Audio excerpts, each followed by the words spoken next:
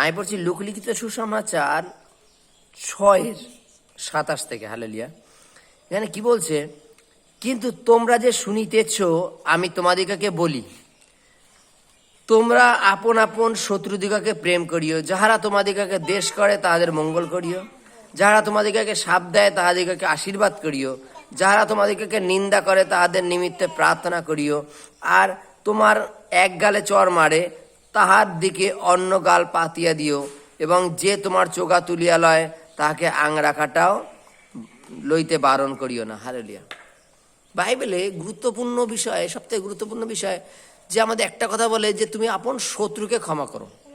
হয়তো আমরা 12 জন 12 রকমভাবে কিছু কিছু বাইবেলের দৃষ্টান্ত বা বাইবেলের ব্যাখ্যাটা একটু অন্যভাবে নিই।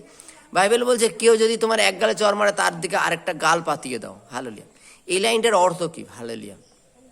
হয়তো বিভিন্ন লোক বিভিন্নভাবে বিভিন্ন চর্চা বা মন্দতার চর্চা করে।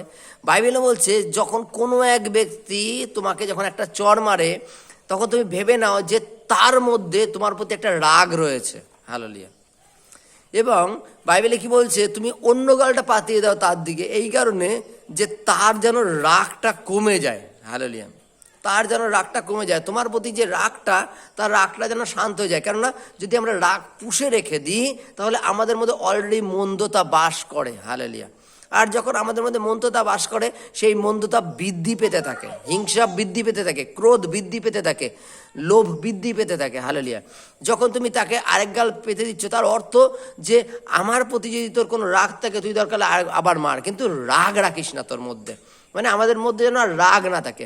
আমরা যেহেতু বন্ধু বান্ধবকে এইভাবে বলে থাকি যে যদি কেউ আমাদের এক গালে চর মারে তার রাগ যেন শান্ত হয়, তার জন্য তুমি তাকে কেউ আরেক গাল পেতে দাও, কিন্তু সে তোমার জন্য যে তার মধ্যে রাগ পুষে রাখুক এটা যেন কখনো না হয়।